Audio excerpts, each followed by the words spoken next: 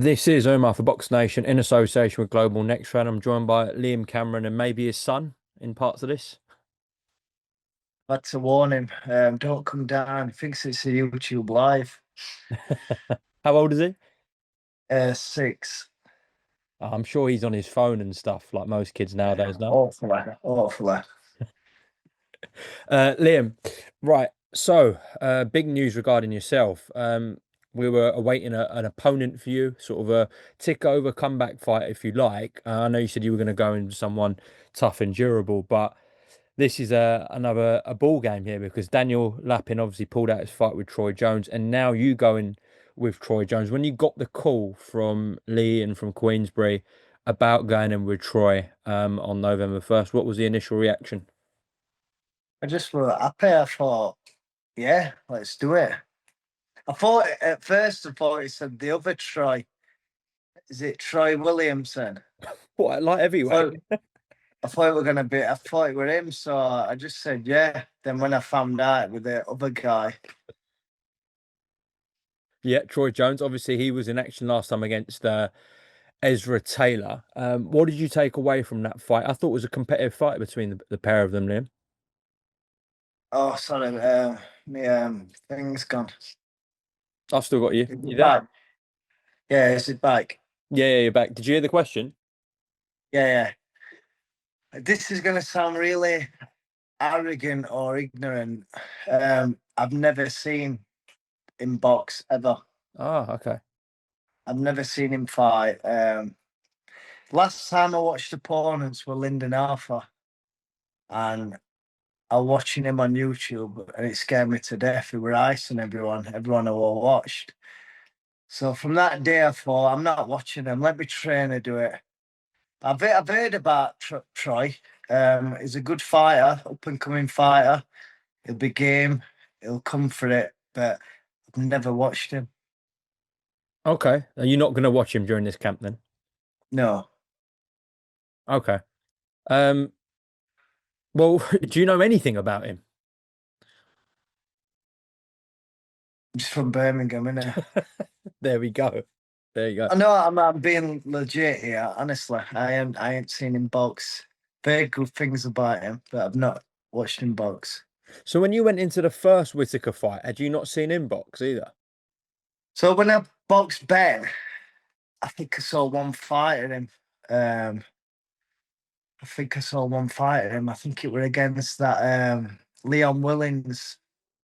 I watched that one, but that was because it were on TV and I watched it. Okay, fair enough. Okay, well, I was going to ask you what sort of fight you're expecting on November 1st, but you probably can't really get a gauge on that.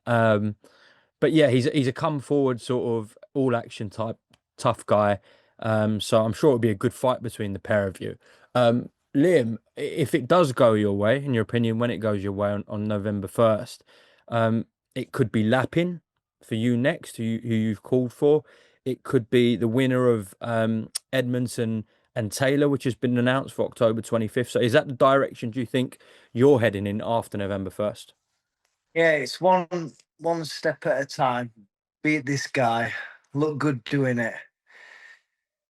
And yeah, with the Ben fight, I had nothing to lose really, because I were expected to be beat, especially the first time. This fight, I've got everything online, everything. That's why I've got best strength and conditioning coach for this fight, and I've got the best dietitian for this fight.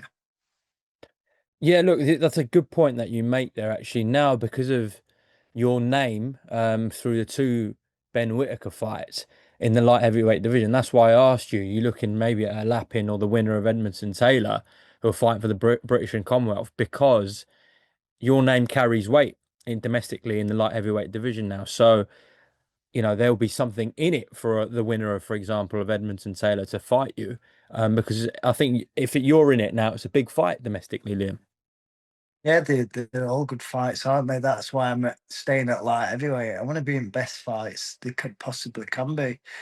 Is Jones with Frank Warren? That's a good question. I'm not too sure. Actually, he is. He signed because they signed a lot of light It's, heavyweights recently in one go. He is, it's yeah. Cameron. It's Cameron versus Jones, isn't it? Is that how the poster reads? Yeah, so like for the last 2 years, my name's always been second. So that's a nice little change. Well, listen, it should be a great night of light heavyweight action November 1st at the Co-op in Manchester, all live on DAZN. Liam, what did you obviously make of the horrible news that we received about a week ago now about Ricky Hatton? Yeah, just your thoughts on it. And did you ever meet him, Liam? Yeah, it took a big effect on me because I don't want to jump into conclusions and know how he passed or anything.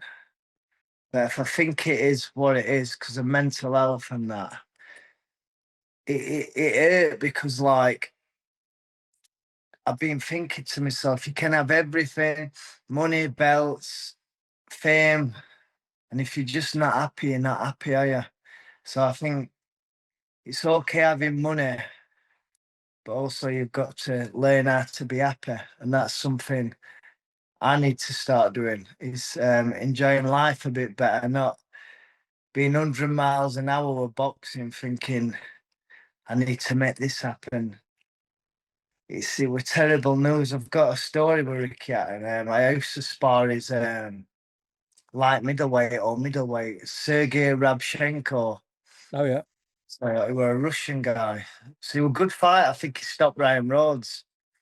And every time I sparred this guy, just on his breath with pure vodka. And it was mad. I couldn't believe it. Every time it was pure vodka, and this was European champion. And I asked Ricky, I went, why does he smell of vodka? He went, oh, he drinks every night. Okay. Um, what were your interactions with Ricky like specifically? Did you know him on a personal basis or? If I messaged him a few times, I've known him for a bit. I watched all this stuff. Rick Hatton. I went to Sheffield Arena to watch him box when he boxed Carlos Mauser. Me and my cousin sneaked in that show and got ringside. I were next to Barrera. We were nicking Marco Antonio Barrera G2Os from Hilton Hotel. This when I were about 13-year-old. Wow, what a story. That's great. Um, Look, obviously you were in a very dark place years ago with that extremely harsh ban you got for recreational drug use. So I think you could kind of relate into the position he might have been, Ricky, in terms of that dark place you were in. Obviously you found a way out, Liam. Yeah, it's not a nice sport, is it? I feel so sorry for him and his family that I don't think he could have helped him. Ricky had a great family, had biggest fan base boxing's ever known in British boxing. I just feel so sorry for it and what happened.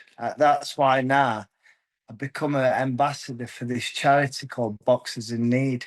Um, it- it's got a new organizer on it and stuff. Just gonna push this charity. Okay, well, send me a link to their website and I'll put it in the description of this video, Liam. Thank you. No problem. Well, listen, in terms of November 1st, obviously good to see you in a really good domestic fight once again with you and Troy Jones. As I said, watch live on the zone or go and get your tickets. Where can people get their tickets personally off you? Just message you. You can message me on Instagram and we'll sort you some tickets out. Brilliant. Listen, Liam, appreciate the time. I will see you on Fight Week in Manchester. Have a good camp and we'll speak Thank soon. you. Thanks for getting in touch. Cheers, mate.